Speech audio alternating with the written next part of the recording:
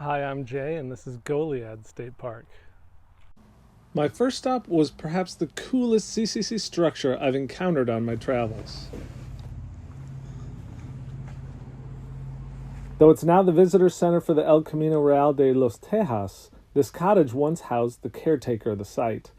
It was also a sort of practice structure for the National Park Service architects who would rebuild the Mission Nuestra Señora del Espíritu Santo de Zúñiga on top of the ruins of the 18th century original. If you visit, you can learn all about their process as well as the Camino Real. I also learned that Goliad is an anagram of Hidalgo. A bit further down the road, I found the mission, and I learned more about its history, both during the Spanish colonial times and during the restoration completed by the Civilian Conservation Corps from 1935 to 1941. Since Christmas was only a couple weeks away, the church was decorated with one of the most unique Christmas trees I've ever experienced.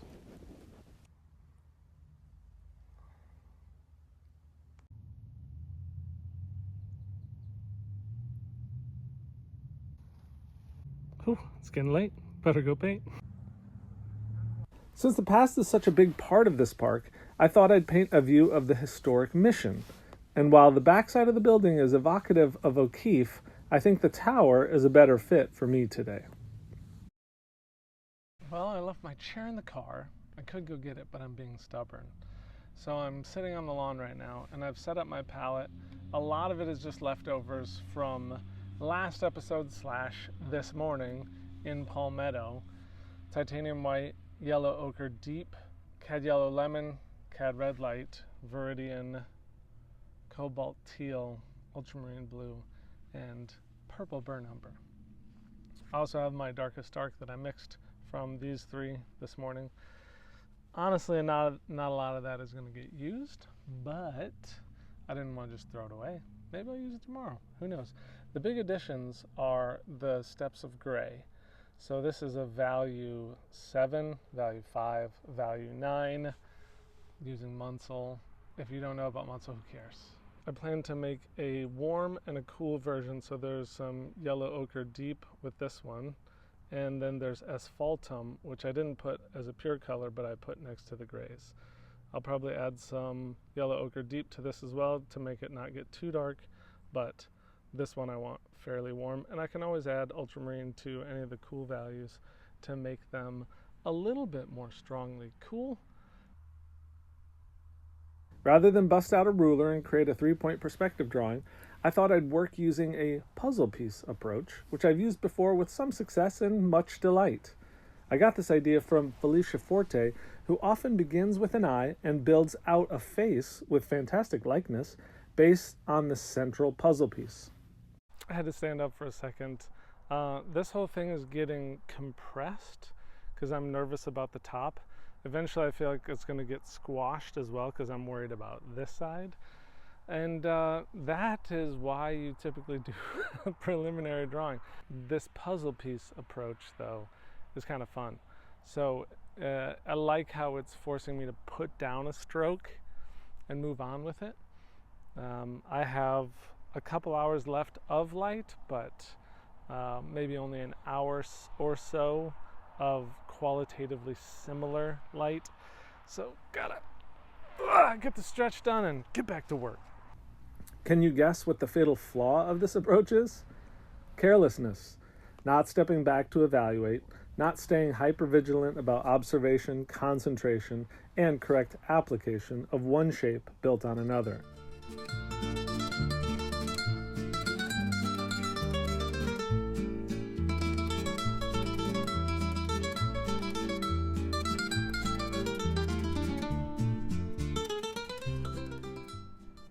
I've seen this tendency with students when they're first learning to draw a portrait, and we get very used to seeing people frontally with perfect thirds if you're a Loomis person, or half and half if you're a Marvel Comics guy. But what they tend to do is when they see something shift and they see an L bracket or a short side of the face, they automatically bring it back to those frontal proportions because it's what they've known, it's what they've learned to look for. I think unwittingly I made this angle of the building stand up a little straighter, and I kind of turned it to be a little bit boxier and more front on. So I went inside just a second ago. They're 10 minutes from closing, but I grabbed another map, and I thought it would be fun to carefully lay out more of an architectural drawing and then color that in, just to see the difference. In this new version, I'll start by giving a scratchy location of where the tower and the intercepting wall will be. But as soon as I'm comfortable with the placement, I'll turn to a straight edge and comparative measures.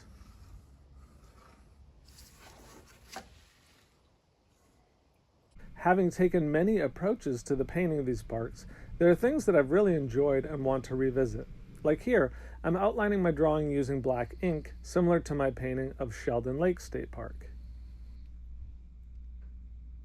Speaking of previous paintings, if you've seen my video on Monahan's Sandhills, you know that I sometimes liken painting to the creation of and the filling in of a coloring book. That's all I'm trying to do here, and it gets me to the end result a little bit more directly than the original version of this painting.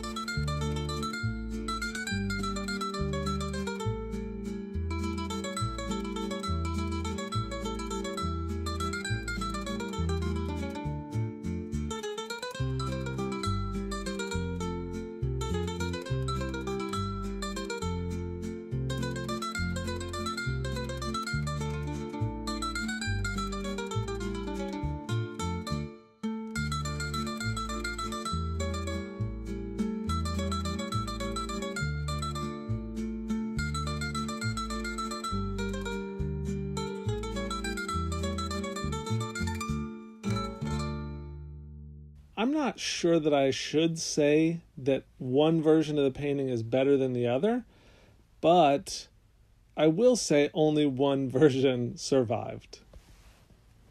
This was fun. I'm going to head out and see the rest of Goliad, hike around, and enjoy the 77-degree day as the sun continues to set. I'm not the only one on the move. Whether in the parking lot or in the woods, the carpenter ants are busy.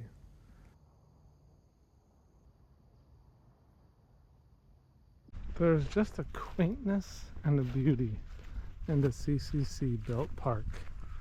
It's like this little Spanish colonial shed for restrooms. Beauty abounds at Goliad, from the CCC works to the birds in the tree and the sun setting on the trees beside the bank of the river. I'm going to take the Angel of Goliad trail and head down to the San Antonio River.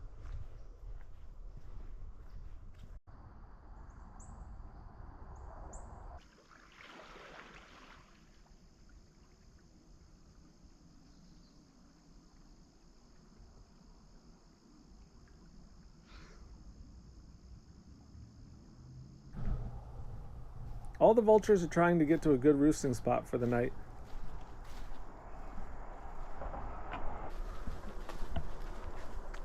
Seems like this image would make a great painting someday. That is dope.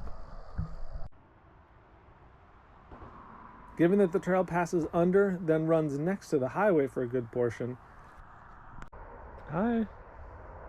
Not sure what you want to do with me? It's okay. There's this visual sense of being out in nature, though the noise quickly ruins that perception. But you know what?